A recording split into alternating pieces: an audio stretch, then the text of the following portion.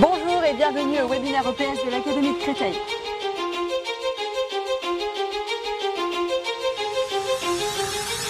Dans la série des parcours professionnels, nous traiterons pour cette première partie des concours en EPS. Aujourd'hui, nous avons l'immense plaisir d'accueillir André Canvel, inspecteur général de l'Éducation nationale, du sport et de la recherche, président du CAPES externe. Bruno Rebel, IAPR EPS dans l'Académie de Créteil.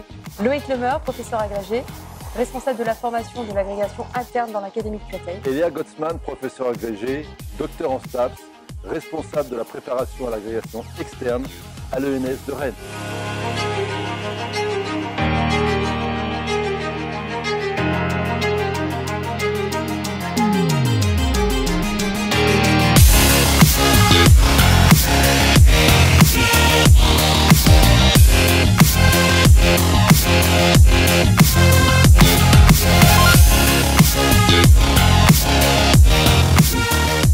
Bonjour à toutes et à tous et bienvenue au webinaire de l'Académie de Créteil. Nous sommes heureux de reprendre notre série de webinaires cette année qui, pour ce 11e numéro, sera consacré au concours d'EPS, en EPS, pardon.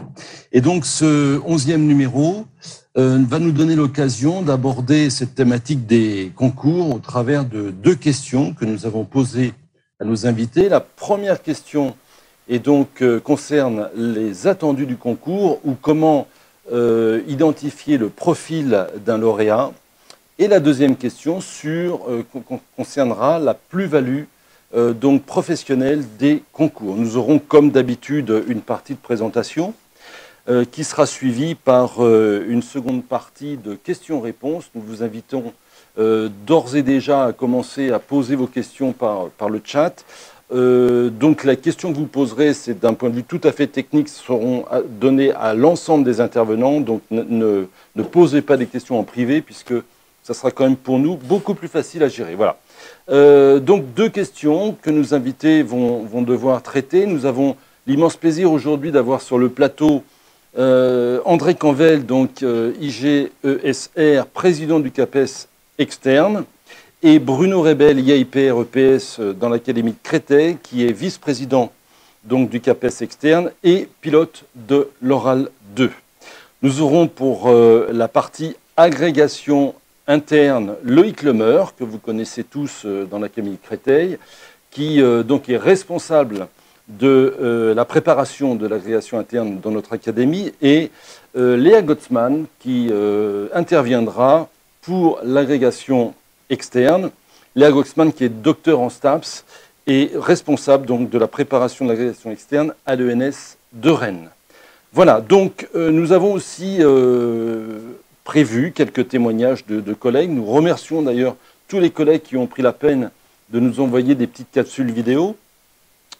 Témoignages de collègues qui viennent d'avoir le CAPES ou au contraire viennent d'obtenir l'agrégation ou l'ont depuis quelques années et nous ferons part de leur expérience en tant que néo-agrégés, voir un petit peu comment ils ont vécu et perçu peut-être le métier et également des témoignages d'un collègue qui vient d'obtenir le CAPES pour voir comment il a vécu l'épreuve et ce sur quoi ça a pu déboucher pour lui en termes de plus-value professionnelle. Voilà.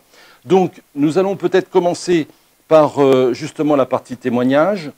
Un témoignage d'un collègue, Maxime, qui donc nous explique un petit peu voilà, son vécu sur le CAPES et comment il a vécu ce concours et où il en est aujourd'hui dans son parcours. Salut, je m'appelle Maxime, je suis enseignant d'EPS depuis 2007 dans le privé en Île-de-France. J'ai eu mon concours en 2015 et je voulais vous faire part un petit peu de mon expérience concernant l'obtention de ce concours et surtout des bienfaits finalement qu'a eu ce résultat sur ma vie professionnelle mais également personnelle. Pour moi, lorsque j'ai reçu le concours, j'ai tout de suite pensé au fait que l'éducation nationale ou même ses représentants au concours m'ont un petit peu donné les clés de la maison. Ils m'ont dit voilà, pour nous vous êtes compétents, vous pouvez former la jeunesse française, aussi bien dans le sport que sur les valeurs de l'éducation nationale et de la France. Et en gros, on vous fait confiance. Voilà. Et ce on vous fait confiance m'a permis de m'émanciper un petit peu et de gagner en confiance en moi, notamment auprès de mes collègues, de ma direction, de mes élèves également, pour leur proposer des choses peut-être un petit peu plus engagées et leur permettre de gagner en compétences plus rapidement et de se voir réussir un petit peu mieux. Voilà.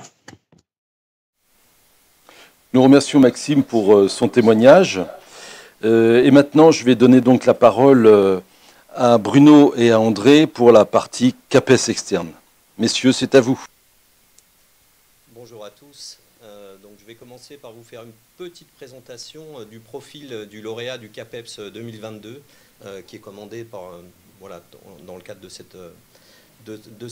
ce webinaire, avec comme idée de répondre exactement au témoignage qui vient d'être présenté, c'est-à-dire d'avoir un professeur d'EPS qui, à la rentrée, en qui on peut avoir toute confiance, parce qu'il va être en capacité de prendre une classe en responsabilité. Alors, tout d'abord, peut-être une petite précaution avant de rentrer dans les épreuves, c'est que nous ne pourrons pas aller au-delà du complément d'information qui a été publié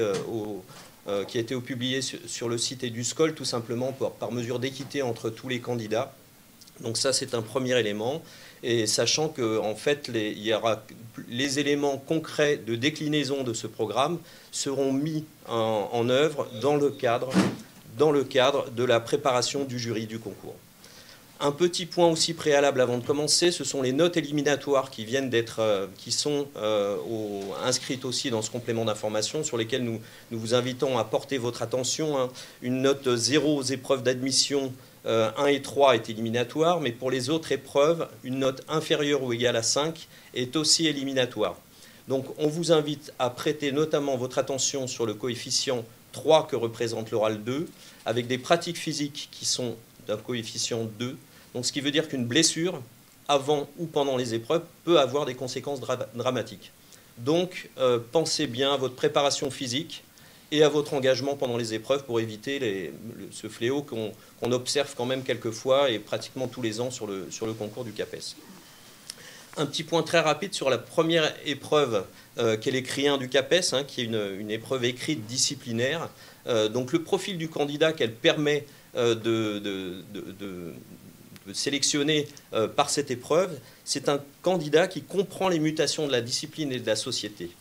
Donc c'est un candidat qui ne se laisse pas emporter par les effets de mode qui traversent notre discipline depuis des décennies et qui vont traverser encore dans les moments à venir. Donc on a un candidat qui doit avoir un recul critique sur sa pratique, sur ce qu'il lit, sur ce qu'il entend, et éclairé par les sciences. Et ça, c'est peut-être aussi une inflexion du concours 2022, hein, notamment les sciences humaines et sociales qui vont abreuver aussi sa réflexion dans le cadre de sa copie. Donc on reste sur une épreuve d'écrit 1 qui est identique en de nombreux points par rapport à l'histoire du CAPES et notamment aux épreuves récentes, avec une inflexion au sujet des apports scientifiques dont je viens de parler à l'instant, et en maintenant aussi l'exigence institutionnelle de la dissertation qui permet aux candidats d'être en capacité aussi de restituer des connaissances de qualité, aussi bien sur le fond que sur la forme. Le deuxième écrit, il n'y a pas de changement sur le fond de l'épreuve. Hein. On est bien sur une épreuve qui s'appuie sur les programmes, qui a vocation à mettre en avant les compétences pré-professionnelles du candidat, avec une mise en contexte de l'enseignement de l'EPS. Donc on n'est pas sur une proposition hors sol, mais on est bien sur une contextualisation de son enseignement à partir des questions qui lui sont posées, pour répondre à une problématique disciplinaire qui lui permet de justifier de ses choix pédagogiques et didactiques. Donc ces connaissances scientifiques, institutionnelles, technologiques et professionnelles sont sollicitées, ce qui veut dire que le profil du candidat admissible, c'est un candidat qui a un recul critique, qui a une bonne capacité d'analyse et qui a déjà des compétences pré-professionnelles qui vont lui permettre et qu'on va aller approfondir dans le cadre des 3 oraux qui vont suivre. Donc le candidat admissible va donc, va présenter l'épreuve de leçon. Donc pas de changement majeur sur l'épreuve de leçon, sur la première épreuve qu'on appelle l'oral 1 de leçon, où il va devoir concevoir et animer une leçon de PS à travers une mise en situation professionnelle. Donc là, c'est important de savoir aussi, comme pour toutes les épreuves, qu'on ne travaille pas hors sol, mais bien à partir du fichier qui est fourni au candidat, qui lui permet de comprendre le contexte, et de la vidéo. Ça, c'est une nouveauté aussi d'élèves sur lesquels nous vous invitons à vous entraîner. Et c'est à partir de ce contexte qu'il va proposer une situation, mais une situation dans la classe. Et c'est peut-être aussi une nouveauté de cet oral, le fait d'avoir une création de l'oral 3 qui va traiter plutôt de l'établissement. On a un oral 1 qui va se focaliser sur la classe et un oral 2 qu'on va voir juste après. On va faire un zoom sur un élève ou un tout petit groupe d'élèves particuliers. Voilà un petit peu les évolutions. Donc focal sur l'élève de la classe, une leçon qui relève des choix pédagogiques et didactiques du candidat, avec donc une évolution aussi sur le concours, une réduction du nombre d'activités dans l'oral 1 qui a été demandé donc, au moment de la construction de la fabrique du programme et du complément de programme par les universitaires qui étaient avec nous pour la construction, pour la fabrique justement de ces éléments réglementaires, et avec aussi une réduction du temps de l'exposé, aussi bien pour l'oral 1 que pour l'oral 2, de manière à faire bénéficier aux candidats d'un moment qui valorise en fait leurs compétences réelles, qu'est l'entretien avec le jury, qui permet de le faire monter en compétences. Donc on a rajouté 5 minutes en gros dans les 2 euros. Je vais terminer donc par l'oral 2, qui est l'épreuve de connaissances pratiques et théoriques des activités sportives, physiques, sportives et artistiques. Donc c'est une épreuve globale. Donc l'épreuve, l'entretien de spécialité sur la spécialité du candidat, c'est l'épreuve orale où là il démontre sa capacité à faire progresser les élèves. Donc en se focalisant sur un tout petit groupe d'élèves ou un élève unique en fonction de la vidéo, et nous insistons sur le fait que c'est vraiment à partir de cette analyse qu'il va faire une proposition de situation. Donc ça c'est très important, les situations hors sol sont très pénalisantes pour le candidat. Donc la situation ou les situations qui sont proposées, donc c'est une focale pendant l'exposé, c'est une réduction aussi par rapport au concours de l'an dernier, focale sur là ou les situations à partir de l'analyse de la motricité, et ensuite pendant l'entretien, il va pouvoir élargir sur une séquence d'enseignement, et ensuite des questionnements du jury pourront s'élargir au-delà, vous verrez dans le complément d'info jusqu'où on peut aller sur une autre classe, sur un autre cycle, sur un autre établissement, voire même sur une autre APSA du champ d'apprentissage éventuellement. Alors, on peut aussi penser aux aspects sécuritaires qui sont présents dans le concours depuis maintenant quelques années, mais toujours penser à le préparer aussi pour être en capacité de répondre aux questions du jury à ce sujet. Je terminerai par les épreuves pratiques que je ne vais absolument pas détailler. Vous avez tous les éléments dans le complément d'information qui seront effectivement détaillés, mis en musique par le jury au mois de juin, en fonction du contexte réel. Mais il faut avoir à l'esprit vraiment une inflexion encore sur le concours. Ça a été engagé depuis plusieurs années. Le candidat, dans le cadre de ses pratiques physiques, il démontre en acte sa capacité à mobiliser des compétences professionnelles.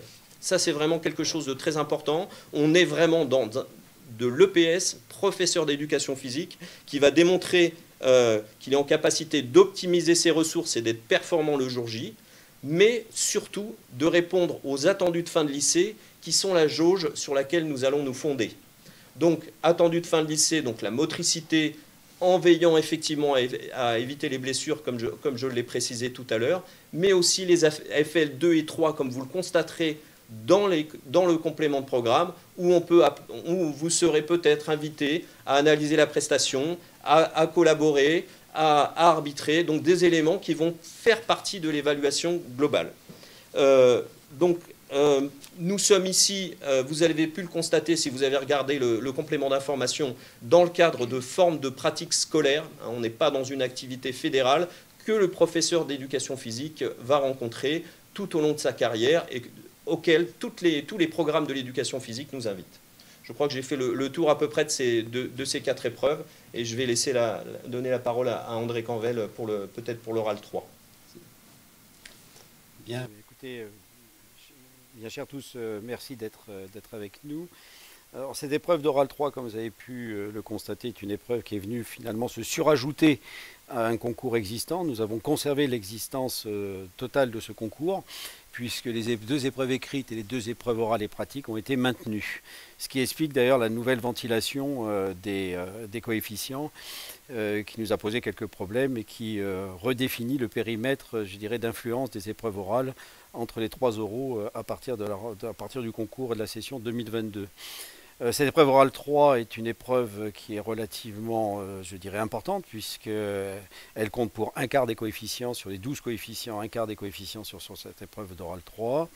C'est une épreuve qui est commune à l'ensemble des concours de recrutement, que ce soit le concours de professeurs des écoles ou de professeurs de lycée et de collège.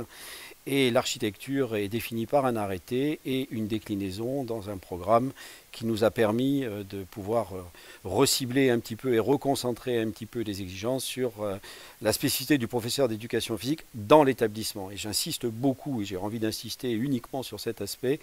L'ambition de cette épreuve, c'est véritablement de voir avec le candidat sa capacité à pouvoir investir ses fonctions d'enseignant d'éducation physique et sportive, non pas uniquement dans le gymnase, dans une piscine ou sur un terrain d'athlétisme, mais également dans le cadre de ses obligations en termes de fonctionnaire de l'État dans un établissement scolaire qu'on appelle établissement public local d'enseignement. Donc cette épreuve va se dérouler en 3 temps. Ça va être une épreuve complexe, ça va être une épreuve qu'il faut absolument que vous prépariez. Attention, je ne sais pas si derrière les écrans il y a un certain nombre de formateurs présents.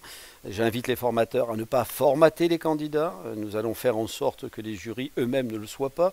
C'est une première épreuve. L'ambition, c'est de véritablement repérer l'intelligence professionnelle d'un candidat, en sachant que de toute façon, le niveau de contrainte qui va être imposé va être tel que nous sommes prêts à accueillir à peu près tous les types de réponses et surtout d'accompagner le candidat dans la quête de, je dirais, de sa capacité à pouvoir apporter un regard intelligible sur une situation dont on sait qu'elle est complexe.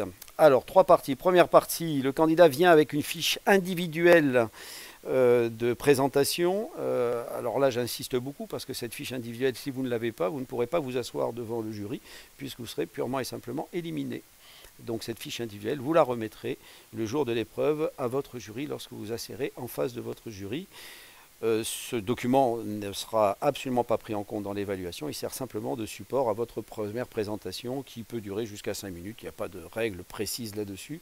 Par contre, cette première partie elle durera 15 minutes et pendant ces 15 minutes, eh bien, les jurys auront à essayer d'analyser avec vous votre propre parcours pour tenter de dégager parmi les différents éléments que vous avez portés à la connaissance du jury, les éléments susceptibles de pouvoir faire la preuve de votre motivation à devenir un enseignant dans un premier temps et un enseignant d'éducation physique dans un second temps.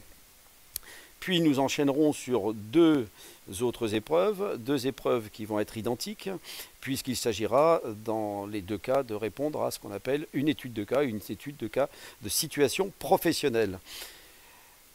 Ce qui va différencier les 2 études de cas, c'est que dans un premier temps, vous serez confronté à une situation professionnelle qui va vous inviter à réagir en tant qu'enseignant dans un établissement scolaire, que vous soyez professeur d'éducation physique ou de mathématiques ou de français, et vous serez amené à vous positionner en tant qu'enseignant, en tant que cadre A de la fonction publique, dans un contexte défini qui est celui de l'établissement public local d'enseignement, et bien évidemment avec une connaissance des modes de fonctionnement et de tous les éléments statutaires, réglementaires qui régissent le fonctionnement d'un établissement scolaire, les commissions, les différents conseils existants, et bien sûr tous les différents partenaires qui de près ou de loin peuvent apporter une contribution à la réponse.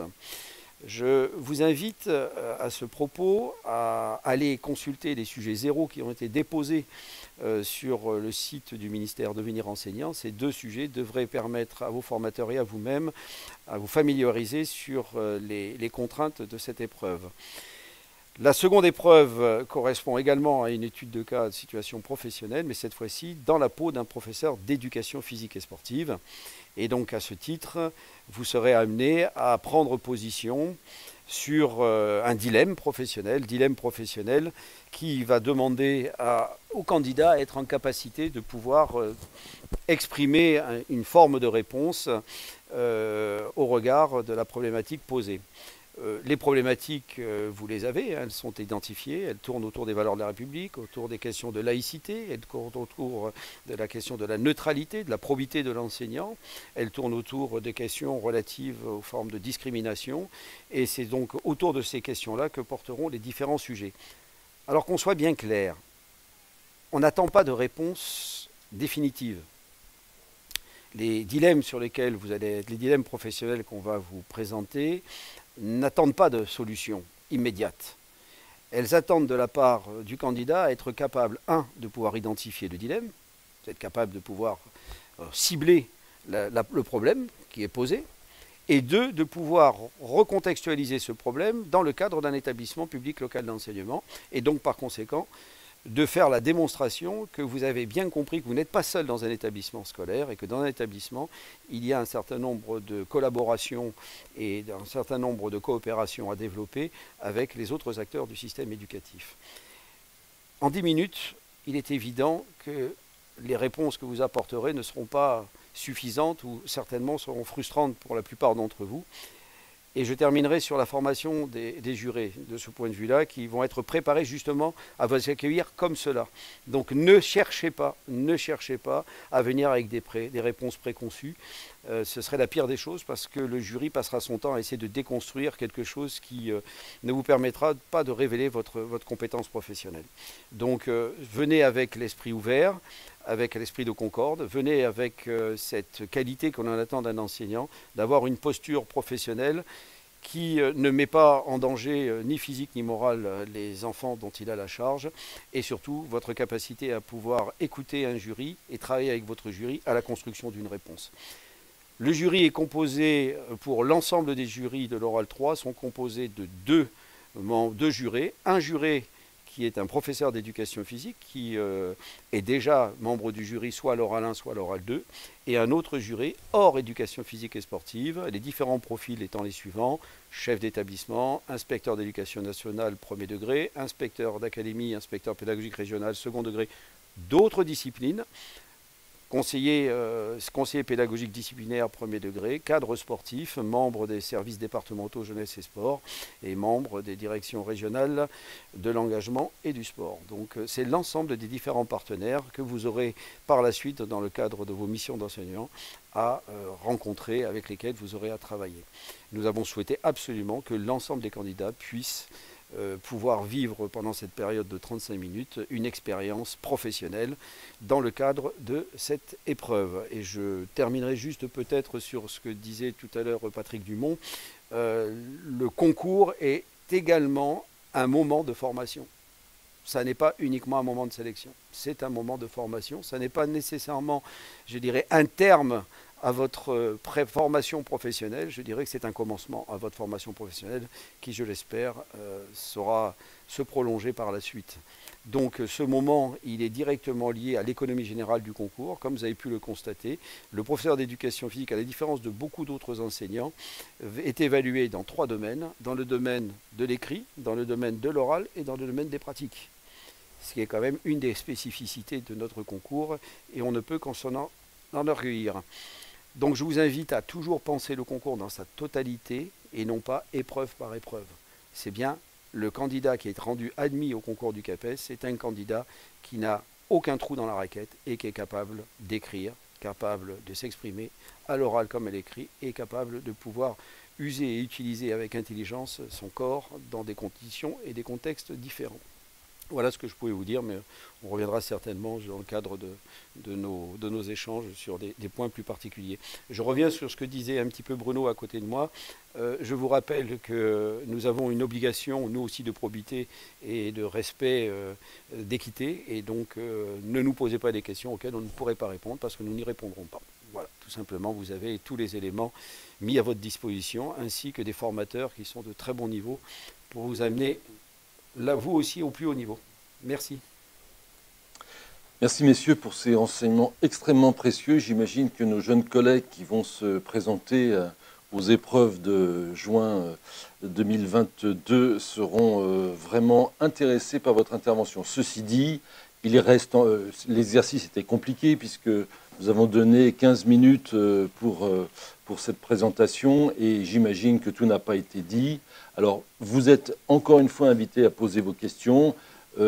André Cranvel a posé ses limites, Bruno également, mais en tout cas, il y a sans doute des questions sur lesquelles on pourrait éventuellement trouver des réponses qui soient des réponses recevables et consensuelles, en tout cas.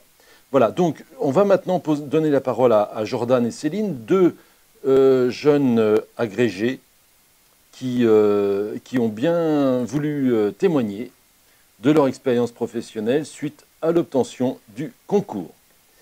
Jordan et Céline. Bonjour, Rose Jordan, agrégé d'EPS enseignant en REP+, à Saint-Denis. Passer le concours de l'agrégation externe est avant tout une expérience enrichissante sur soi-même, mais aussi en termes de connaissances, puisque je envisageais ce concours comme une véritable formation continue, notamment grâce au dynamisme du monde de l'EPS à Créteil et en région parisienne. Suite à l'obtention du concours de l'agrégation, les nouvelles missions envisagées seraient à court terme d'intégrer le groupe ressources académiques collège dans le champ d'apprentissage numéro 4 et également d'intervenir dans les préparations concours avec les étudiants, notamment pour évoquer le public et le contexte en REP+. Aussi à plus long terme, le souhait d'être jury concours. Je suis professeur d'EPS dans un collège de Seine-et-Marne et je suis également actuellement chargée de mission d'inspection auprès des IAIPR EPS de l'Académie de Créteil. J'ai obtenu le concours de l'agrégation interne en 2014. C'est un concours que je percevais et que je perçois encore aujourd'hui comme difficile et exigeant, mais également passionnant, tant il permet une remise réelle en question de ce que nous sommes en tant qu'enseignants, des choix que je pouvais être amenée à faire au quotidien pour faire réussir mes élèves. S'inscrire à ce concours, c'était avant tout un challenge personnel. Pour moi, le métier d'enseignant est captivant, c'est un réel métier passion. Mais après 7 ans d'enseignement, il me semblait important de me renouveler, de remettre en question mes pratiques professionnelles pour ne pas tomber finalement dans une certaine routine, tout en gardant des convictions qui m'ont fait choisir ce métier il y a quelques années. Obtenir l'agrégation m'a sans nul doute permis, je dirais, d'oser, de prendre du recul, de la hauteur sur la discipline EPS, sur le fonctionnement aussi du système éducatif dans son ensemble. Et finalement, la possibilité offerte de travailler avec d'autres collègues de l'académie, mais pas que, au sein des groupes ressources, au sein du GREDEPS ou lors des jurys concours, assurer finalement une continuité de cette réflexion autour de la discipline et qui sert aujourd'hui mon quotidien et qui m'a permis finalement de gagner en expertise. Les responsabilités également qui me sont confiées depuis 4 ans désormais, d'abord au sein de la DASOP, dans l'accompagnement et l'impulsion du dossier Génération 2024, puis aujourd'hui aux côtés finalement de l'équipe des IAIPR EPS, ont instauré un nouveau virage au sein de mon parcours professionnel. L'obtention de l'agrégation est sans aucun doute, a sans aucun doute ouvert cette voie. Et plus qu'un virage, finalement, je parlerai d'une étape, car si enseigner est aujourd'hui toujours source d'épanouissement, mon engagement tend désormais à dépasser le cadre stricto sensu de mon établissement, même s'il reste toujours auprès des élèves. Merci à Jordan et Céline pour leur témoignage. Je vais maintenant, sans tarder, donner la parole à Léa Gottsman qui va nous parler de l'agrégation externe. Léa, c'est à toi. Merci beaucoup pour cette invitation. Donc concernant l'agrégation externe, je vais essayer de partir plutôt des compétences attendues, ou en tout cas qui sont affichées dans les libellés du concours, pour ensuite aller voir un peu la spécificité des épreuves, surtout certaines épreuves qui sont vraiment spécifiques par rapport à d'autres concours. Et puis finalement derrière ce que ça implique en termes de formation, de développement professionnel et aussi de préparation et de formation pour les futurs candidats. Donc si on part vraiment sur les textes de référence de ce concours, je cite, on attend d'un professeur agrégé qu'il soit non seulement capable d'être efficace dans sa classe, mais aussi d'envisager la place et le rôle de sa discipline en relation avec les caractéristiques d'un établissement, tout en se référant aux politiques éducatives actuelles. Donc là, c'est vraiment un élément fort du concours d'agrégation externe sur cette idée, je rebondis un petit peu aussi sur ce qui a été dit sur le CAPES, mais vraiment d'envisager le rôle de l'enseignant dans sa classe et aussi à l'échelle de son établissement, tout ça en référence aux politiques éducatives et au système éducatif de façon globale. Ensuite, un autre extrait des compétences attendues sur l'agrégation externe, c'est d'être, je cite, un élément moteur dans son établissement et d'être aussi amené à participer, à s'investir dans diverses actions au niveau académique et national. Et là, finalement, le témoignage des collègues juste avant participe bien de cette idée-là, dans l'idée que ce soit aussi un développement professionnel pour les agrégés, de participer à la formation, au jury de concours, à l'animation de la vie académique, ou en tout cas des pistes professionnelles pour la suite. Enfin, les textes officiels, ils rappellent aussi la maîtrise de connaissances scientifiques, de savoirs disciplinaires, de sa capacité des candidats à conduire une réflexion critique, à argumenter, défendre des options, se positionner dans un système éducatif, et je cite aussi, prendre des risques en proposant des innovations. Donc ça, c'est un point qui est une identité forte de l'agrégation externe. C'est vraiment cet aspect scientifique, conceptuel et théorique au service d'une conception et au service d'une démarche pédagogique qui est mise en place, de propositions qu'on veut innovantes ou en tout cas qui cherchent à se positionner pour faire évoluer un contexte éducatif. Donc pour révéler ces compétences professionnelles, il y a en gros 2 écrits, l'écrit 1, l'écrit 2, comme à peu près sur tous les concours, 4 oraux, un oral d'établissement, un oral de leçon, un oral de spécialité et puis un oral scientifique. Je ne vais pas forcément rentrer dans le détail des épreuves, mais plutôt évoquer la spécificité de certaines épreuves par rapport à d'autres concours et ce que ça implique du coup derrière en termes de formation et de profil type du candidat qui est attendu. D'abord sur le fait que l'enseignant, en tout cas l'agrégé externe, il soit dans sa classe et dans son établissement, ça amène à une épreuve très particulière qui est l'épreuve de l'oral 1, qui est un oral vraiment d'établissement, qui ressemble un petit peu aux épreuves sur le personnel de direction. Les candidats sont confrontés à un dossier d'établissement qui rappelle différents projets, projets d'établissement, projet EPS, projet d'AS, dans un contexte local. Et donc ils sont amenés, à partir d'une question éducative, à analyser ce contexte pour proposer une démarche d'enseignement en EPS, mais aussi à l'AS, de façon interdisciplinaire, vraiment au cœur de l'établissement. Donc on appuie sur un ensemble de ressources, sur l'équipe éducative en cours. Donc ça, c'est vraiment une épreuve qui cherche à positionner l'enseignant dans l'établissement, en impulsion de dynamique partenariale collective au sein d'une équipe EPS, dans un contexte local avec un ensemble de ressources. Ensuite, le deuxième point qui est important sur l'agrégation externe, c'est la maîtrise des connaissances scientifiques et théoriques. Et donc là, c'est des connaissances finalement qui sont un peu en filigrane, ou en tout cas qui se retrouvent dans toutes les épreuves, que ce soit sur les écrits ou les oraux. Ces connaissances-là, elles sont attendues dans toutes les épreuves, au service de l'analyse d'un contexte éducatif, au service des propositions qui sont formulées par les candidats. Et donc, ça les engage finalement à un recul réflexif sur ces théories-là, à asseoir ces propositions, à pouvoir les argumenter, les défendre, et donc finalement développer aussi sa propre conception de l'enseignement et sa propre vision de l'EPS. Par exemple, sur l'écrit 2 et l'oral 2, ces connaissances scientifiques, elles sont vraiment au service de l'explicitation des processus d'apprentissage des élèves, d'identifier dans quelles conditions est-ce qu'ils peuvent se transformer et dans quelles conditions est-ce qu'on peut expliciter en tout cas ces transformations-là.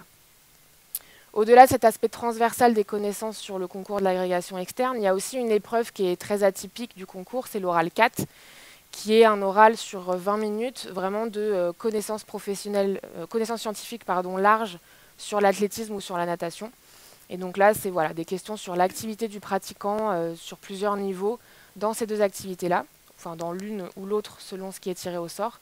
Et donc on est vraiment sur de la connaissance scientifique, un petit peu décontextualisée pour le coup d'une mise en situation pratique par rapport aux autres épreuves, mais vraiment c'est assez spécifique sur l'agrégation externe. Donc si je résume, l'agrégation externe, on a peut-être 2 spécificités par rapport aux autres concours.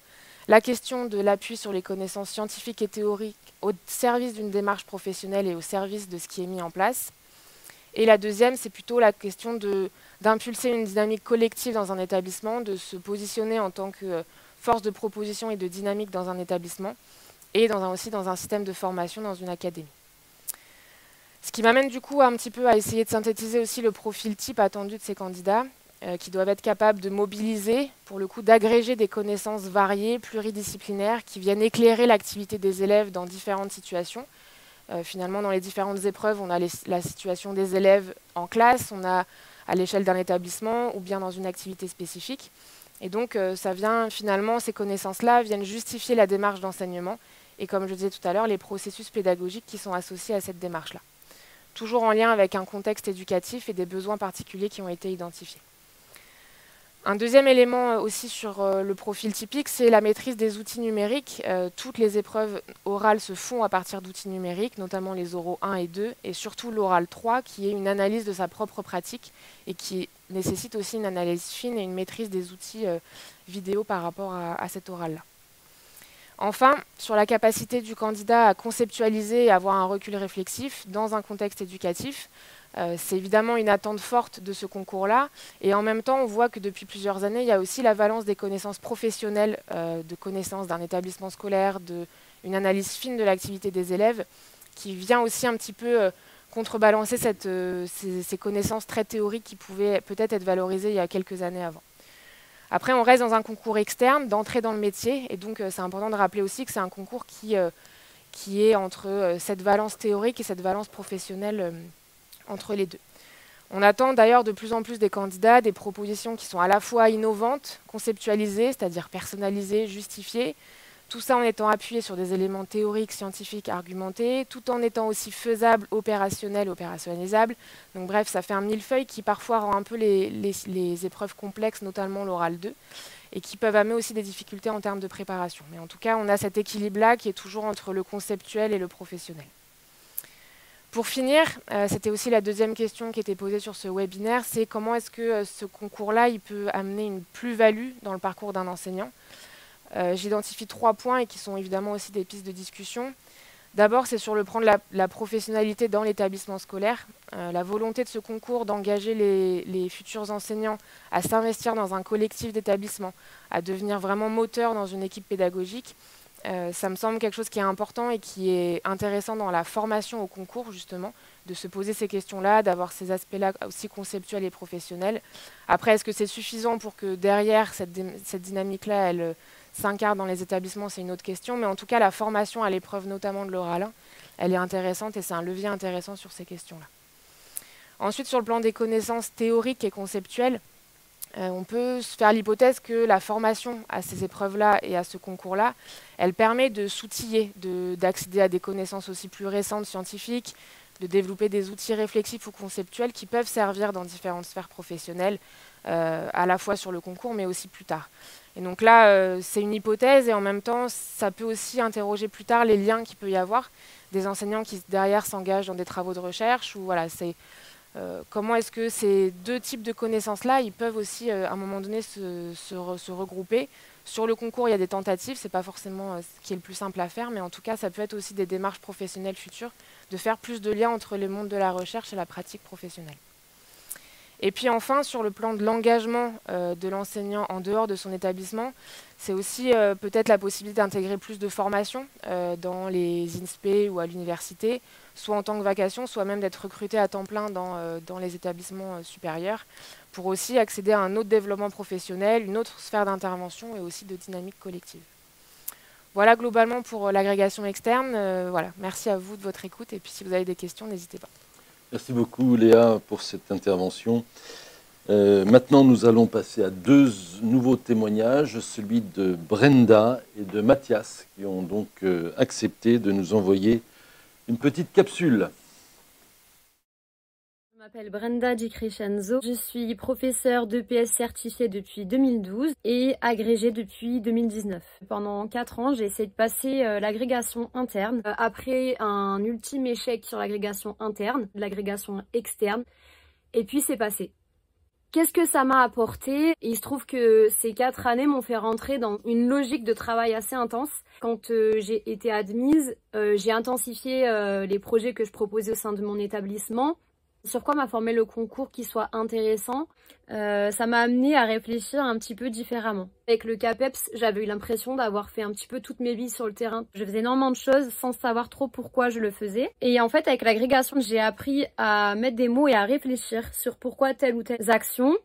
Et finalement à approfondir, remettre à jour des connaissances, de voir un petit peu d'autres choses et derrière de les expérimenter sur le terrain et y prendre beaucoup de plaisir. Le concours m'a permis de travailler sur ma façon de justifier la mise en place de projets, notamment sur l'oral 1 de l'externe, de pouvoir développer les projets qui étaient en cours et en ouvrir d'autres. Une labellisation, l'ouverture de mon projet classe sportive citoyenne, l'obtention de budget pour pouvoir acheter du matériel numérique. On m'a aussi proposé de nombreuses missions, rejoindre notamment un groupe de réflexion, de rentrer au GRIDEPS, tutrice pour les stagiaires de Master 1, d'aider sur des simulations d'euros pour le CRPE. Sur cette 4e année où j'ai travaillé l'agrégation, modératrice dans l'association EPS Mania et cette année jury sur le CAPEPS externe. J'ai aussi rédigé plusieurs articles et on m'a aussi interviewé notamment pour les cahiers pédagogiques, Le Monde, L'équipe, etc. Bonjour, j'ai obtenu l'agrégation interne en 2021. Avant de m'y engager, je percevais ce concours comme quelque chose de très difficile à obtenir, au vu du nombre de lauréats reçus chaque année. Ça nécessitait un travail conséquent et un engagement régulier. Par l'intermédiaire d'anciens collègues, mais également étant donné que je suis issu de la formation à Créteil, je savais qu'il existe, via le plan académique de formation, une préparation à ce concours qui est pilotée par Loïc Lemeur et dont je savais toutes les compétences et qualités de ses formateurs. Pourquoi aller vers ce concours? C'est d'abord, dans un premier temps, en perspective de faire évoluer ma carrière professionnelle. En effet, au travers d'une formation continue, ça m'a permis d'échanger, d'expérimenter, de tester des nouvelles choses sur le terrain par l'intermédiaire d'un apport de connaissances. Ça m'a permis également de renouveler ma pratique et de me remettre en question. Les plus-values apportées par l'agrégation, c'est de prime abord un certain nombre de connaissances sur le plan didactique, pédagogique, mais aussi au niveau institutionnel, qui m'ont permis d'avoir un plus grand sentiment de compétence et d'expérimenter sur le terrain de nouvelles situations d'apprentissage, de nouvelles formes de pratiques scolaires, afin de faire progresser davantage encore mes élèves. Par ailleurs, ça m'a permis d'avoir une plus grande confiance en moi au niveau de mon travail au sein de l'établissement, afin de participer à son rayonnement et aussi d'apporter toutes mes connaissances à mon équipe pédagogique. Au niveau des évolutions de carrière, j'espère mettre un pied à l'université, notamment au niveau de la formation. Merci Mathias. Alors je ne vous dis pas dans quel état se trouve Loïc, qui a été cité par ce témoignage. Et donc je vais dans la foulée lui donner la parole parce qu'il est dans ses meilleurs jours. Loïc, à toi. Alors bonjour à tous. J'ai une petite quarantaine de minutes pour présenter le dispositif. C'est pas ça? Non, c'est 12. Alors 12 minutes pour faire rapide, synthétique. Donc déjà pour commencer, quelques chiffres qui me paraissent intéressants. 40 000 enseignants et 3300 agrégés à la louche, je ne les ai pas tous comptés. Ce qui veut dire que mécaniquement, on a dans le cadre des concours agrégation externe et interne un niveau d'exigence qui est important.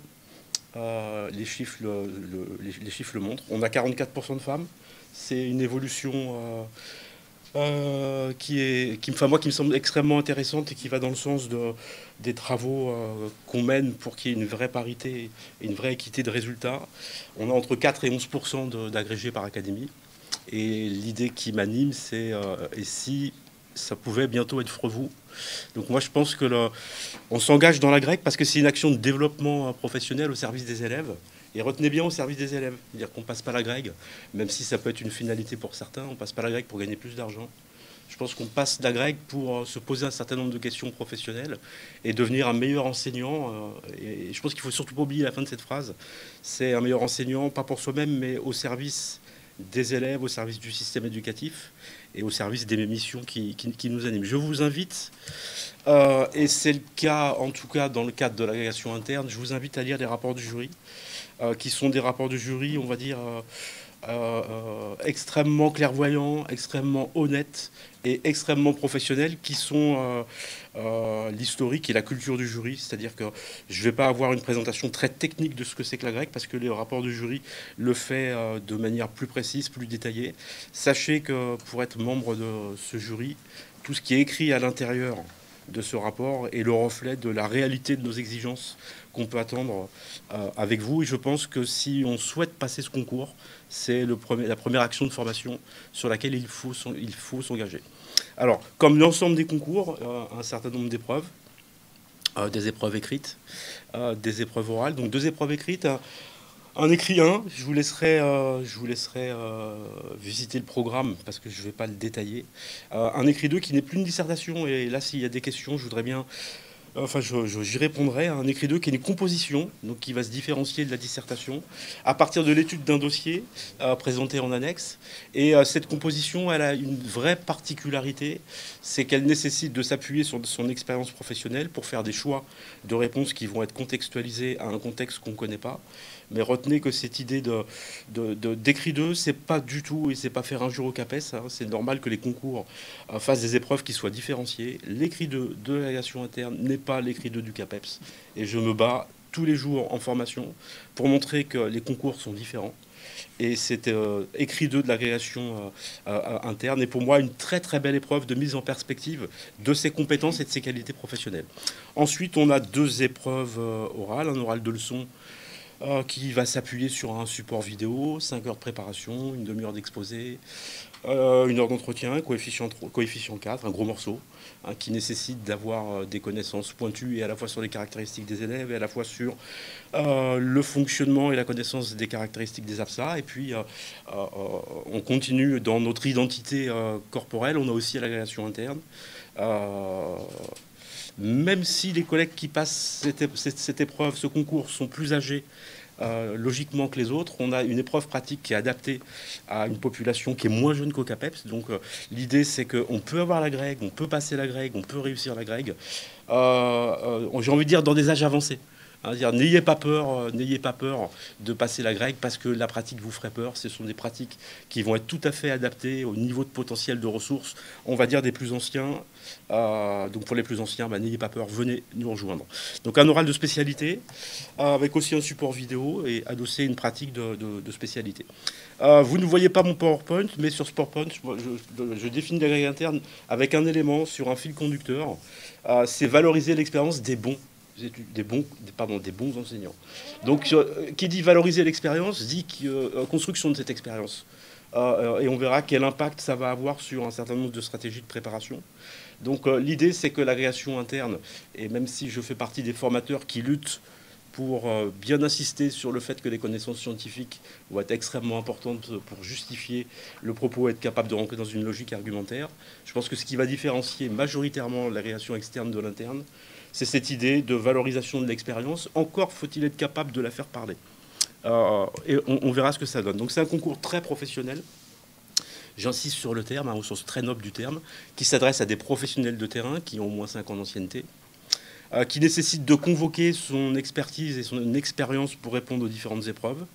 Je ne rentrerai pas dans les détails, mais on peut convoquer son expertise et son expérience professionnelle, même dans le cadre de l'écrit 1.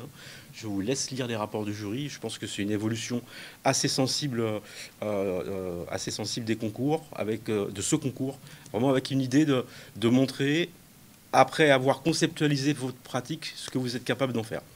Donc il faut être capable de montrer un haut niveau de professionnalité dans ses classes, dans un établissement scolaire qui est le PLE, tout en maîtrisant les enjeux du système éducatif. Donc c'est, j'ai envie de dire, les 3 grandes fonctions d'un enseignant. Un enseignant avec sa classe, un enseignant avec son équipe pédagogique et un enseignant dans un établissement scolaire qui fait vivre et qui œuvre au niveau des missions de service public au service de nos enfants et de nos élèves. Donc pour reprendre un certain nombre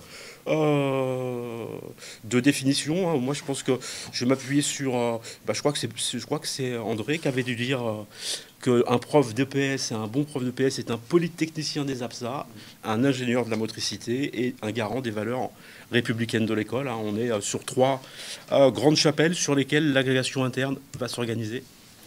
Donc le profil pour moi de l'agrégé interne, c'est évidemment un enseignant engagé sur le terrain. Je dis bien engagé. Quand on passe la grègue, on continue à préparer ses cours. Quand on passe la grègue, on continue à questionner ses pratiques professionnelles. Ce n'est pas un concours qui est déconnecté de la réalité. C'est un enseignant qui questionne son quotidien professionnel pour faire avancer ses élèves. Et j'utilise toujours l'image Dans mes formations, l'idée c'est de comprendre qu'il faut être capable de descendre du vélo pour se regarder pédaler, c'est pas si simple. C'est-à-dire qu'il faut être capable, quand on prépare l'agrégation interne, de comprendre un certain nombre de mécanismes qui vont permettre d'expliquer la motricité des élèves, qui vont permettre d'expliquer leur fonctionnement, qui vont permettre d'expliquer leur logique de fonctionnement. Et l'idée, c'est de se construire un certain nombre de corpus et de points d'appui théoriques qui permettent de mettre en mots et d'expliquer les tenants et les aboutissants de sa pratique. Donc, ce qui nécessite de bien comprendre que, en fait, il y a une différence entre passer et réussir la grègue. C'est-à-dire que, et c'est pour ça que je vous engage à venir et à vous engager à la passer. Le fait de la passer transforme vos pratiques. Le fait de la réussir, c'est l'aboutissement de cette volonté de vous transformer. Donc l'idée, c'est bien d'essayer de faire en sorte de montrer qu'on arrive à descendre du vélo dans une logique d'expérimentation, dans une logique de compréhension des mécanismes de son propre mode de fonctionnement, pour arriver à être un meilleur concepteur qui est capable de décrire, de comprendre, d'analyser ses pratiques. Ce qui est encore plus vrai avec la réforme de l'ensemble des programmes collèges, lycées professionnels qui laissent beaucoup de liberté pédagogique dans le cadre de cette conception. Puis ensuite, quand on est descendu du vélo pour se regarder pédaler, il faut ensuite remonter sur ce vélo pour le faire avancer. Je continue. Donc, je pense que le profil d'un agrégé interne, c'est un enseignant moteur d'une équipe pédagogique qui est capable d'impulser un travail collectif autour des formes de pratiques scolaires, n'en déplaise à certains. C'est aussi un enseignant qui est capable de s'exprimer correctement à l'écrit et à l'oral. Alors là, j'insiste, on a un certain nombre de collègues qui sont en difficulté sur la maîtrise de la langue à l'écrit. Alors je suis désolé, mais vous êtes entouré de professionnels qui s'appellent des enseignants de français. Il n'y a pas de honte à se dire qu'on a des lacunes de ce point de vue-là. Et je vous rappelle qu'il y a une compétence qui s'appelle se former tout au long de sa carrière, et on peut se former sur les creux, notamment sur la capacité à écrire à peu près correctement, même si on n'attend pas, pour avoir la grègue, d'avoir des candidats qui soient des Proust, loin de là. Et puis c'est aussi un enseignant qui a des convictions professionnelles et qui est capable de soutenir notre discipline. Quand je dis soutenir notre discipline, c'est qui est capable d'engager des réflexions et de débattre autour de convictions professionnelles qui ne sont pas forcément partagées avec l'ensemble de la communauté. Je terminerai par 2-3 points. Moi, je pense que la plus-value et la valeur ajoutée d'un collègue qui a réussi la grègue, qui passe la grègue, c'est qu'il a une meilleure maîtrise d'un certain nombre de compétences professionnelles. Je pense qu'il y en a 3 qui sont vraiment au service du développement de nos élèves. La première, c'est c'est un enseignant qui connaît bien mieux les élèves et les processus d'apprentissage. Donc, tu es capable d'organiser et de devenir véritablement un ingénieur de la motricité. C'est quelqu'un qui a une vision à peu près claire des mécanismes qui permettent de concevoir des situations d'enseignement, d'apprentissage et de les réguler, tout en justifiant les propositions qu'il est en mesure de faire. Et puis, c'est quelqu'un qui est capable de se servir des outils d'évaluation pour évaluer les progrès et les acquisitions des élèves. Je pense en avoir terminé. J'ai à peu près respecté mon temps de parole et je suis ouvert à répondre à toutes vos questions concernant ce dispositif et ce concours. Merci à vous. Merci Loïc. On a bien compris que les 2 agrégations étaient des concours d'excellence. Je voudrais quand même, et peut-être on aura l'occasion d'en discuter tout à l'heure dans la partie questions-réponses, je voudrais quand même dire que je pense à tous les collègues qui ont échoué les années précédentes au concours. Ça ne fait pas pour autant de mauvais enseignants, mais simplement, voilà, on a 2 concours qui sont extrêmement exigeants. Mais lorsque l'on revient de Vichy et qu'on rentre à domicile et que le lendemain matin on prend ses élèves, eh ben, on est quand même un bon enseignant. Voilà.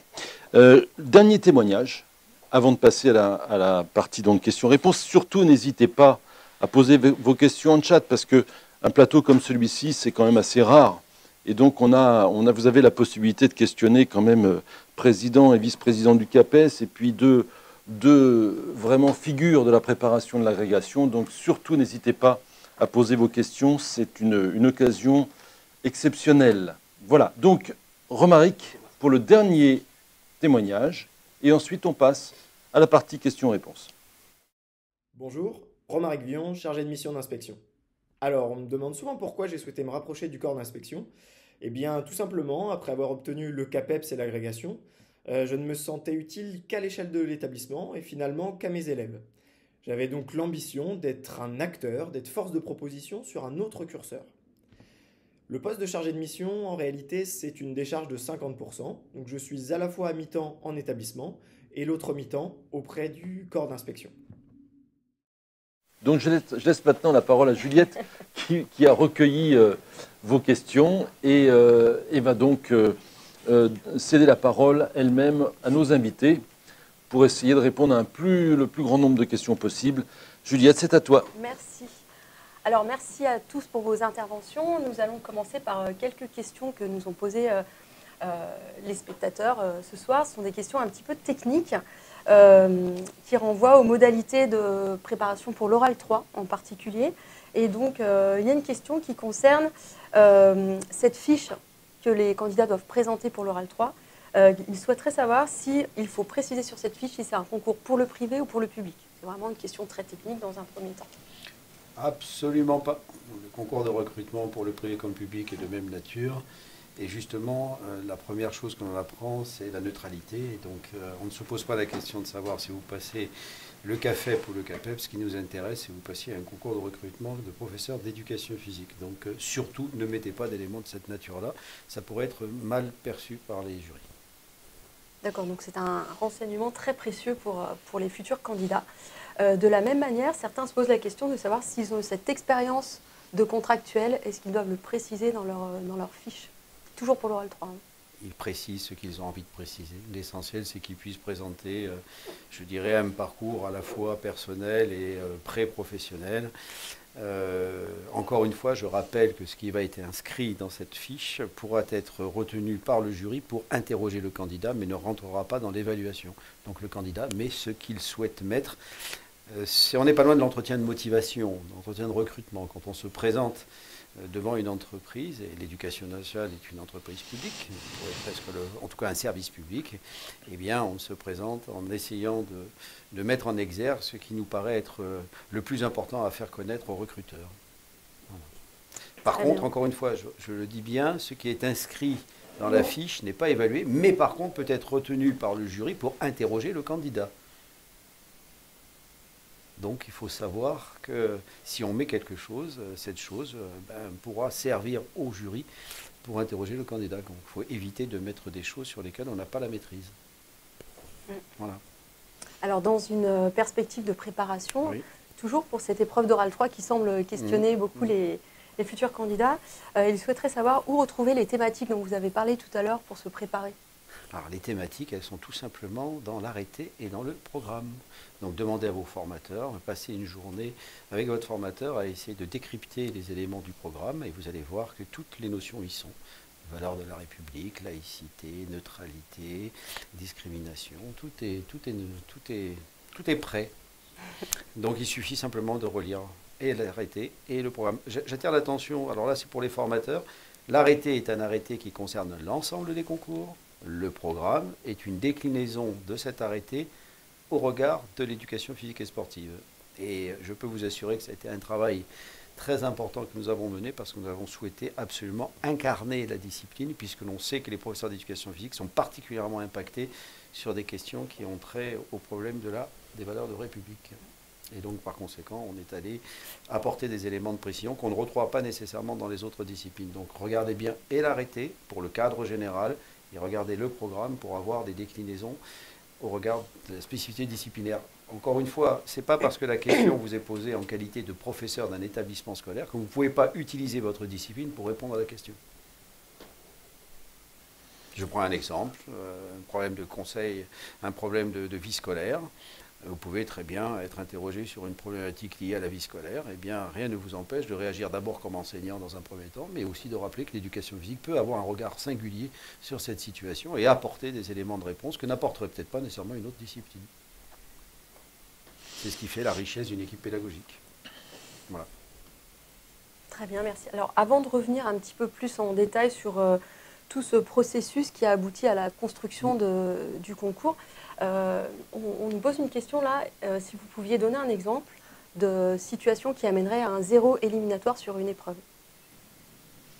C'est tout simplement la mise en danger physique et morale de la personne à qui s'adresse la consigne qui est donnée ou au comportement qui est adopté par l'enseignant. Si vous vous posez une question qui a trait au problème de laïcité ou de valeur de la République et qu'on a un candidat qui nous répond qu'il ne reconnaît pas à travers la valeur de la République, il y a de fortes chances qu'effectivement ils prennent un zéro pointé. Voilà, c'est aussi simple que ça. Je veux dire, le zéro est quelque chose de rédhibitoire et je peux vous assurer que ça n'est pas le jury d'ailleurs qui met zéro, c'est le président du concours qui met zéro. Donc sachez que... Et c'est déjà arrivé. D'accord ? Mais hélas, il y a beaucoup plus de candidats qui sont éliminés parce qu'ils arrivent en retard aux épreuves que de candidats qui prennent zéro. Donc commencer déjà par arriver à l'heure, c'est une forme de probité. Voilà. Très bien. Alors, est-ce que vous pourriez, on a la chance d'avoir ce soir parmi nous des piliers de ces concours, est-ce que vous pourriez nous expliquer un petit peu le processus qui amène à justement l'élaboration de ce concours? Est-ce qu'il y a un calendrier de préparation? Comment sont recrutés les jurys? Comment ils sont formés? Voilà. C'est un processus au long cours qui commence dès le mois de septembre, justement par une séquence de présentation du programme et du complément au programme aux formateurs qui sont invités à nous rencontrer pour à la fois prendre connaissance des éléments complémentaires au programme. Chaque année, on a des compléments d'information puisque tout simplement les épreuves évoluent par définition. Cette année, exceptionnellement, nous n'avons pas fait de rapport de jury puisque nous changions de concours, mais en règle générale, on s'appuie sur le rapport de jury pour faire des évolutions aux épreuves. Comme cette année, vous avez pu constater que les épreuves pratiques ont évolué. Puis après, vient la phase, cette fois-ci, d'inscription. Vous êtes dedans, vous êtes dans la phase d'inscription, puisque ça doit s'arrêter le 17 novembre ou 18 novembre. Petite information, j'en profite pour vous signaler qu'il y a une petite erreur qui s'est glissée sur la plateforme d'inscription, puisqu'il est signalé que les candidats devront être titulaires du TASA et du PSC1 au 30 novembre 2021. C'est une erreur. Un erratum vient de partir aux différents centres d'examen et aux différents centres de préparation, centres de concours, mais également en direction des étudiants et des candidats. Il est bien évident que le TASA, c'est-à-dire pas le TASA, enfin, l'épreuve de sauvetage ainsi que le PSC1 sont exigibles uniquement au moment de l'admissibilité. Donc cette erreur va être réparée et le courrier est parti hier de la Direction générale des ressources humaines. Donc je disais déjà une phase d'inscription, clôture de la phase d'inscription, on fait un état de la situation, ça nous permet de savoir combien de candidats se sont inscrits à la session. Puis après, mois de décembre, ce qu'on appelle le montage du concours, c'est-à-dire que là, on prépare, je dirais, non seulement l'admissibilité, mais aussi l'admission en fonction du nombre de postes qui vont être mis au mouvement. Les nombres de postes, généralement, nous le connaissons aux alentours du mois de janvier. Puis après, vient la partie recrutement du jury. Le jury est recruté dès à présent sur proposition des corps d'inspection. Je tiens toujours à le signaler. Ce n'est pas le président, depuis son directoire et depuis son bureau, qui recrute plus de 300 jurés. C'est bien un recrutement sur l'ensemble du territoire national. Chaque année, nous avons fait en sorte de recruter sur l'ensemble des académies, y compris les académies ultramarines. Et j'ai envie de dire, surtout les académies ultramarines sont présentes. Et quelle que soit la taille des académies, on essaie de maintenir une règle d'équité, ainsi qu'une règle d'équité homme-femme, ainsi qu'une autre règle d'équité qui consiste à faire en sorte que ce concours soit d'abord et avant tout réservé à des professeurs certifiés en établissement scolaire, parce que nous tenons absolument à ce que ce soit des pairs qui recrutent leurs futurs collègues. Je ne dis rien contre les professeurs agrégés, bien au contraire, mais ils servent d'ossature. Mais le gros des troupes devraient être des professeurs certifiés, les corps d'inspection, bien entendu. Puis nous arrivons sur le mois de mars. Au mois de mars, vous avez les 2 épreuves écrites. Puis après, phase de correction des épreuves écrites jusqu'en avril. Harmonisation des copies, des promulgations des résultats d'admissibilité en avril, puis après montage du concours, et cette année ça va être un concours extrêmement lourd, puisque nous avons rajouté une épreuve à notre concours. En fonction du nombre d'admissibles, du nombre de postes, eh bien, on a un ratio qui nous permet de pouvoir tenir le concours sur 4 sessions, non plus de 4 jours, mais de 5 jours. J'invite bien les candidats à prendre connaissance de cette modification. Le séjour à Vichy sera plus long, comme ça vous pourrez profiter encore plus des bords de l'Allier. Sur 4 sessions de 5 jours, et nous devrions normalement promulguer les résultats aux alentours du 4-5 juillet, si tout se passe bien. Pour l'instant, les pratiques sont maintenues. Alors, il est sans doute possible, selon l'évolution que nous allons connaître de la pandémie, il serait peut-être possible que l'on exige le pass sanitaire pour les pratiques. En tout cas, pour l'instant, ce n'est pas à l'ordre du jour, mais voilà, je vous le dis. Donc, vaccinez-vous, chers collègues, vaccinez-vous. Voilà. Merci pour ces précisions. Alors, je vais faire le lien maintenant avec nos deux formateurs, responsables de formation, concernant les agrégations. On a bien compris que c'était des profils un petit peu différents qu'on cherchait à former. Donc les contenus, les épreuves elles-mêmes sont un petit peu différentes. Mais finalement, pour un collègue qui est déjà enseignant, qui a déjà lui-même réussi le CAPEPS et qui souhaiterait peut-être approfondir ses connaissances à la fois scientifiques et professionnelles, quelle différence pour lui de passer le concours interne ou le concours externe? Est-ce que vous pourriez donner chacun votre point de vue, s'il vous plaît? Je te laisse la main ou pas? Vas-y. Moi, je pense que je pense que ça dépend de ce que cherche le collègue. Si c'est passer l'agrégation externe pour avoir un objectif de recherche et pour diversifier son profil et approfondir ses connaissances, et qu'on a un candidat qui est en fait finalement un très bon étudiant, qui n'est pas épuisé par les études, faut qu'il passe l'agrégation externe. Et puis après, si on a des candidats, et c'est souvent le cas, qui ont besoin de se mettre à l'épreuve, en fait, d'expérimenter ce qu'ils ont appris au CAPES pour se construire de cette culture professionnelle et prendre confiance dans ce qu'ils font, je leur conseille plutôt de passer l'agrégation interne. L'agrégation externe est quand même, je pense, même si je la connais, j'ai été aussi pas mal d'années jury sur celle-ci, mais je la connais un peu moins avec l'interne. L'agrégation externe est quand même, à mon avis, bien plus exigeante en termes de maîtrise des concepts scientifiques qui sont plus ou moins applicables dans le cadre de la pratique professionnelle. Et c'est pas une critique, c'est plus ou moins applicable. C'est un fait qu'on relève tous les jours. Voilà. Ouais, je rejoins exactement ce qu'a dit Loïc. Et puis effectivement, sur l'agrégation externe, on est peut-être plus sur ce lien avec la recherche. Et en tout cas, ça dépend évidemment de la motivation. Et donc, c'est vrai qu'il y a des enseignants qui ont passé l'agrégation externe et qui se sont engagés derrière en thèse, par exemple, ou qui ont été recrutés à l'université. Donc, c'est aussi ces profils-là. Mais rien n'empêche aussi de la passer dans un objectif de développement professionnel. Je pense que les deux sont possibles. Mais effectivement, la différence peut-être se fait là-dessus. Alors, Loïc, tout à l'heure dans ta présentation, tu as dit que tu pourrais revenir plus précisément sur la composition de l'écrit 2 pour préciser que ce n'était pas ni une dissertation ni un écrit 2 du CAPEPS. Est-ce que tu pourrais revenir sur cet élément pour préciser? Alors, c'est l'une des plus belles épreuves de l'agrégation interne parce que ça met en perspective les compétences professionnelles qui ont été construites avec les élèves sur le terrain, avec un petit bémol. On aurait, je pense, des évolutions à faire là-dessus, mais elles sont compliquées d'un point de vue technique. C'est qu'on passe l'agrégation interne dans les épreuves de collège, mais on peut être interrogé en lycée professionnel, ce qui nécessite de se construire une culture de l'activité des élèves qui n'est pas forcément la sienne au sein de ses habitudes et de ses expériences professionnelles. Donc cet écrit 2 qui est une composition s'appuie sur un sujet qui nécessite de mettre en relation un certain nombre de clés, un certain nombre de termes clés du sujet, et qui s'appuie sur un établissement scolaire avec un certain nombre de contextes dans lesquels vous allez vous immerger pour essayer de contextualiser votre réponse. Donc faire en sorte que cette réponse ne soit pas une réponse complètement formatée, soit une réponse qui soit livresque, mais soit une réponse qui soit contextualisée au regard d'un certain nombre de points d'appui en termes d'éléments structurants de caractéristiques élèves, de politique éducative. Et donc l'étude de cas nécessite de s'appuyer sur une réalité professionnelle qui vous est imposée dans le cadre des documents annexes. Donc on a des caractéristiques élèves, on peut avoir des paroles d'élèves, on a très très souvent des axes des projets d'établissement et éducation physique et sportive, en fait pour colorer son analyse avec du concret pour dépasser le virtuel et le factuel. Donc c'est une composition qui s'écarte des arcanes de la dissertation, c'est-à-dire qu'on n'attend pas un plan en 3 parties avec thèse, antithèse, synthèse. On attend une réponse professionnelle, argumentée, qui montre à la fois les éléments de sa démarche d'enseignement, qui montre à la fois les éléments un peu plus précis sur des zooms.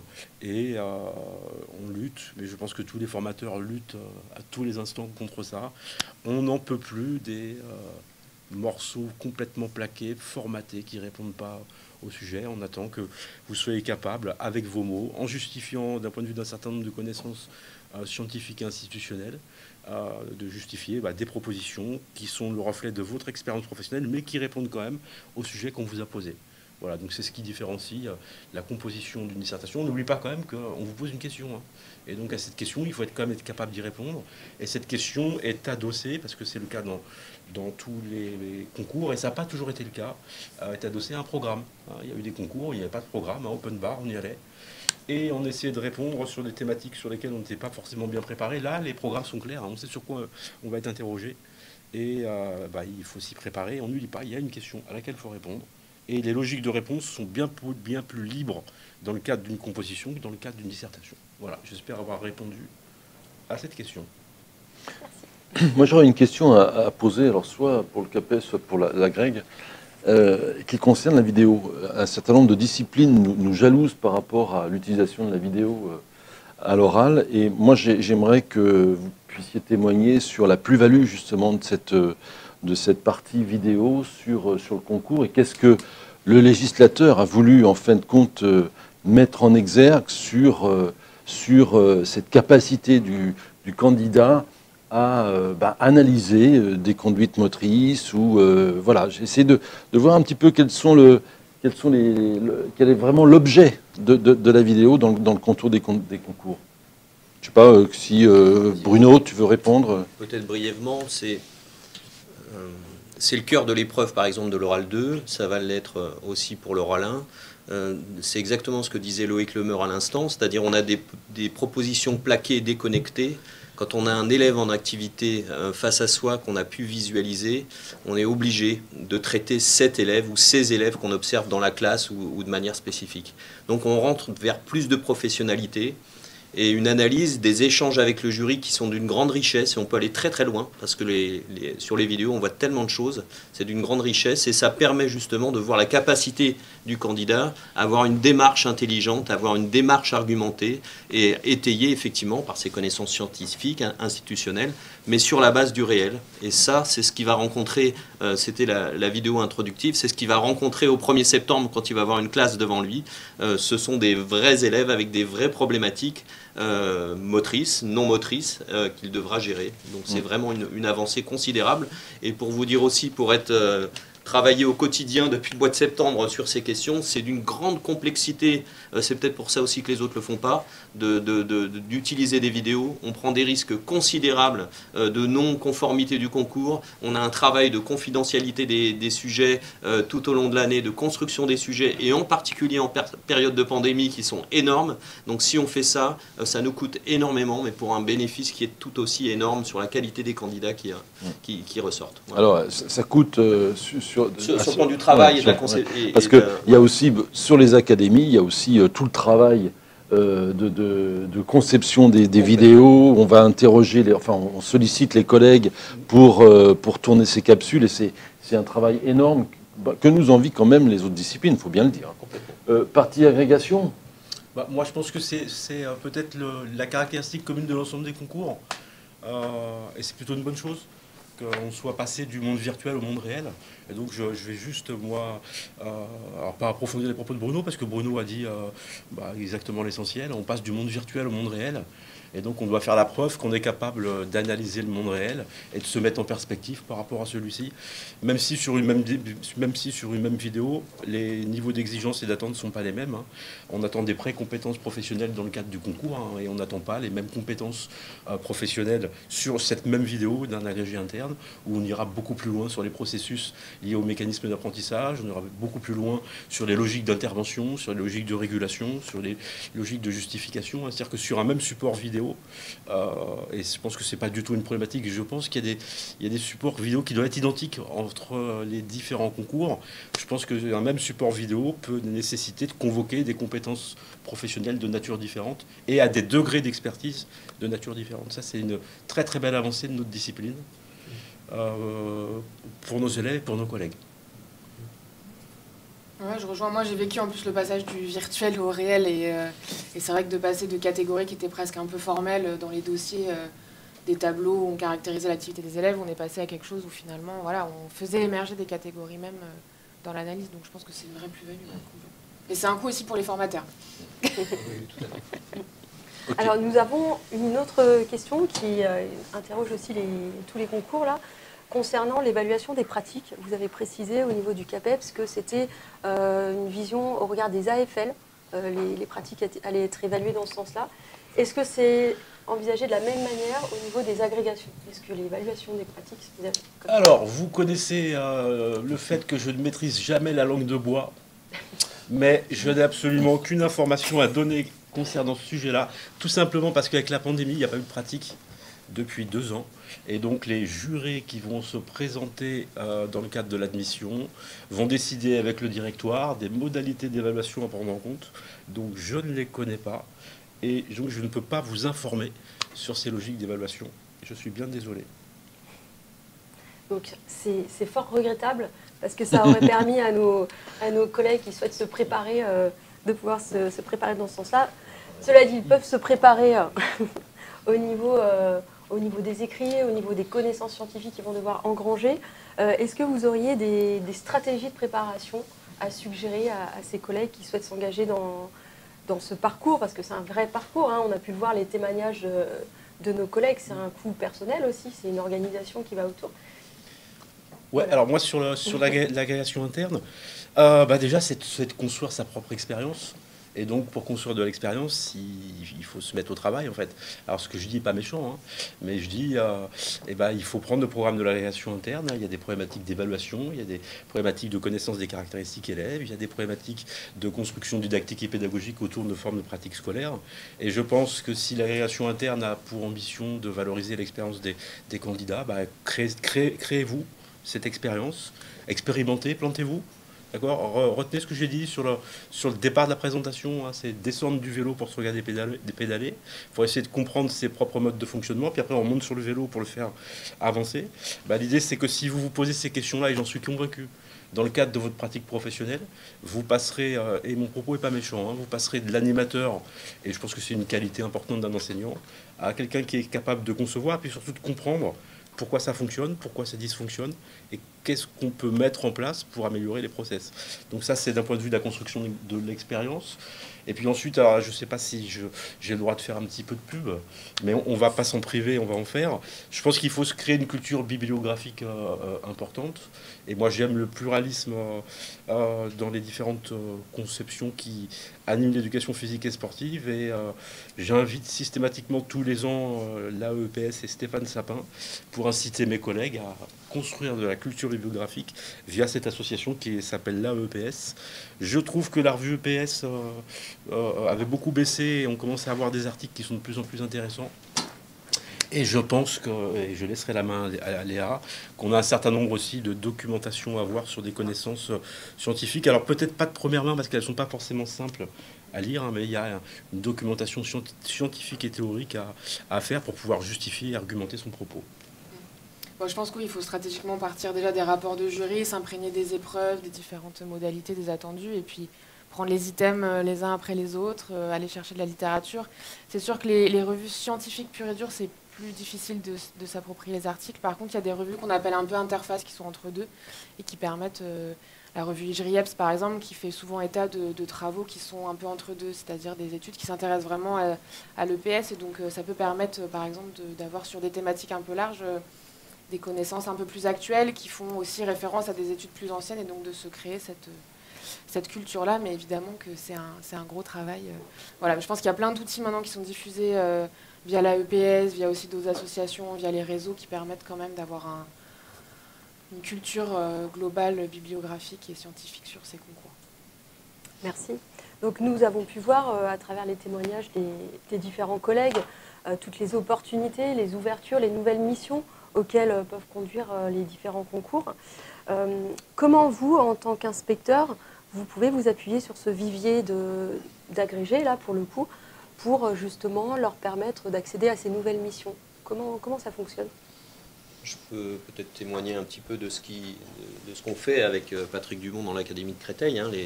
Les jeunes agrégés sont inspectés dans le cadre de leur titularisation, de leur année de titularisation. Donc ça donne l'occasion aux IPR de les rencontrer, d'identifier leur expertise et aussi d'avoir un petit peu leur souhait d'évolution de carrière. Et en général, alors le parcours le plus classique dans notre académie, c'est qu'ils commencent à s'investir soit dans les formations continues, soit dans les groupes ressources académiques. Et puis malheureusement, au bout de quelques années à l'université, on nous les pique. Donc ils commencent à faire quelques vacations dans les universités. Et puis ensuite, on en perd quelques-uns. Donc ça permet quand même, cette agrégation, c'est un tremplin de par la réflexion pour pouvoir faire partager en interne au niveau de l'établissement, ensuite de rayonner au niveau de l'académie, voire au-delà, d'aller dans le supérieur, intervenir aussi dans le premier degré pour certains d'entre eux, de construire des partenariats dans tous les domaines en fonction des compétences et des appétences de chacun. Donc c'est vraiment effectivement un moyen d'élargir un petit peu ses compétences pour ceux qui le souhaitent, et ça va assez vite. Et effectivement, l'Académie de Créteil étant une académie très jeune, on a beaucoup de jeunes agrégés et qui tournent effectivement dans toutes ces fonctions et voilà. Et c'est ce qui fait qu'on a un bonheur énorme à renouveler le vivier chaque année, et un peu de tristesse aussi à en perdre quelques-uns, mais on est heureux aussi qu'on soit une académie qui permette justement, c'est pas du tout une académie prison, c'est tout le contraire, c'est une académie qui permet justement l'envol de nombreux collègues. Voilà. J'ai envie de compléter, Bruno, si tu le permets, dans le fait que on entend parfois des collègues qui disent oui, mais alors par exemple dans les groupes ressources c'est quelque chose de très fermé, on accède à ces groupes de façon, voilà, c'est des réseaux, en fait, absolument pas. Je veux dire, il faut quand même dire que par exemple, on parle des groupes ressources, hein, mais les groupes ressources sont ouverts vraiment à tous. J'ai un exemple à donner qui est un exemple extrêmement concret d'une collègue que j'ai inspectée au mois de début octobre et à qui j'ai proposé d'intégrer les groupes ressources, et ça a été fait dans la foulée. Donc c'est quelqu'un qui arrive d'une académie limitrophe, mais en tout cas voilà, qu'on ne connaissait absolument pas.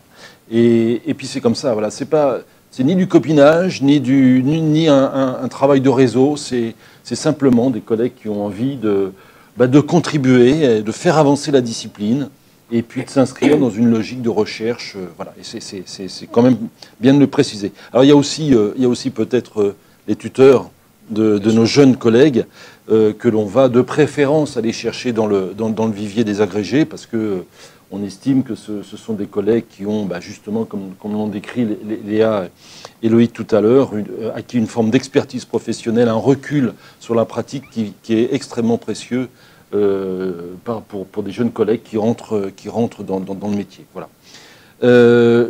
Simplement, j'aurais voulu savoir, peut-être je me tourne vers André là, j'aurais voulu savoir comment se déroule, on a vu tout à l'heure la façon dont était conçue la maquette d'un concours, en tout cas sur le temps, hein, on parlait du septembre, tu as donné une temporalité, mais comment en haut lieu ça se décide, le cœur de la maquette, elle se décide à quel niveau? Est-ce qu'elle se décide au niveau de l'inspection générale, au niveau de la centrale? Comment se passe la conception d'un concours? Il faut savoir que dans un ministère, il y a deux éléments. Il y a ce qui relève du bloc politique, hein, donc du ministre et de son cabinet. Et puis de l'autre côté, vous avez ce qu'on appelle les services du ministère, hein, les grands services du ministère, et en particulier le secrétariat général qui est composé en partie de la direction générale des ressources humaines. Et donc la direction générale des ressources humaines a en charge l'organisation des concours sur l'ensemble du territoire national pour ce qui concerne le recrutement des personnels d'éducation et d'enseignement sur la totalité de la France. Donc il faut savoir que l'éducation nationale recrute à peu près 30 000 personnes par an. Je crois que même Google n'en est pas là. C'est certainement le recrutement le plus important qui soit dans le monde. Et donc, par conséquent, il faut bien comprendre que cette somme à organiser demande à la fois un travail de conception en amont, et là c'est généralement l'inspection générale quand il s'agit des blocs disciplinaires, hein, que ce soit dans les disciplines classiques, langue, français, mathématiques, histoire, géographie. Ça part de l'inspection générale, mais après c'est validé par la direction générale des ressources humaines, et aussi il y a une validation politique avant qu'il y ait un arrêté qui soit publié. Donc c'est, je dirais, le circuit classique de la décision politique dans toute action dans toute action publique. Voilà. Merci André. Eh bien, nous arrivons au terme de ce 11e webinaire. Je voudrais simplement inviter nos invités, s'ils le souhaitent bien sûr, à dire un dernier mot, donc très rapidement bien sûr, et puis après je vous présenterai le programme du prochain, le webinaire 12. Donc Léa, si tu veux dire un mot. Non, pas grand-chose. Merci pour l'invitation et puis bon courage à ceux qui se lancent dans cette aventure des concours et notamment des agrégations interne ou externe? Bah, moi, je vous invite à passer la grègue, parce que pour la réussir, il faut la passer. Et je pense que Comme le loto, plus vous serez formés, mieux nos élèves s'en sortiront. Et je pense qu'avec les débats actuels, où notre profession est quand même largement remise en cause sur ces fondements qu'est la motricité, je pense que c'est à nous de montrer qu'on ne va rien lâcher. Et je pense que passer la grecque, c'est se former au service de nos élèves. Donc allez-y, 40 000 profs, 3300 agrégés, compliqué. Mais si on n'a pas d'ambition, je pense qu'on ne peut pas s'en sortir. Donc je vous souhaite une bonne fin de soirée et au plaisir. Bruno, un petit mot? Peut-être dans la continuité, dire que quand on pense du matin au soir à la réussite de tous les élèves, ou d'un élève, je pense qu'on est en capacité de réussir tous les concours, parce que c'est vraiment ce qui organise tous les concours du CAPES externe, interne et les deux agrégations. Donc c'est vraiment notre focale. Et si on travaille, comme le disait Loïc, pour son ambition personnelle, ça marche beaucoup moins bien. Et en plus, on a beaucoup moins de plaisir. Hein. On parle de différents types de motivation. C'est vraiment, je dirais, le cœur de notre métier. Et en même temps, ça permet de faire de si belles choses que c'est important d'avoir ce point de focal permanent et tout le temps. Merci Bruno. André? Juste, ayez confiance en vous. Vous avez bien entendu le premier témoin qui disait que finalement de passer le concours lui avait permis de gagner en confiance. Je crois que la meilleure chose que l'on puisse vous apporter, c'est ce supplément d'âme qui va vous permettre de devenir demain un personnel d'éducation nationale dont vous serez, je l'espère, très fier. Mais pour pouvoir être un personnel d'éducation nationale, il y a une deuxième chose qui est essentielle, c'est d'arriver à l'heure aux épreuves. Donc arriver à l'heure aux épreuves. Voilà, merci. Merci à tous. Donc le webinaire 12 sera dans la continuité de la thématique du parcours professionnel. Nous sera consacré au PPCR. Nous avons appelé ce webinaire 12 les coulisses d'un PPCR. Il y aura quelques petites surprises. Vous verrez, ça sera assez croustillant puisqu'on essaiera d'aller au cœur du réacteur, voir un petit peu comment on organise un PPCR, comment se déroule un PPCR. Bien sûr, on restera dans l'anonymat de l'épreuve, mais en tout cas, on essaiera de lever quelques enjeux, voilà, et puis peut-être de faire tomber quelques idées qui sont qui sont véhiculées dans la profession et qui sont pas toujours justes. Voilà, donc le webinaire 12 sur les coulisses d'un PPCR. Nous vous donnons rendez-vous à très bientôt. Merci à tous les collègues qui sont derrière les caméras, derrière. Merci à tous. Vraiment, sans vous, il n'y aurait pas de webinaire. Merci, à très vite et bon courage à tous et lancez-vous. Merci.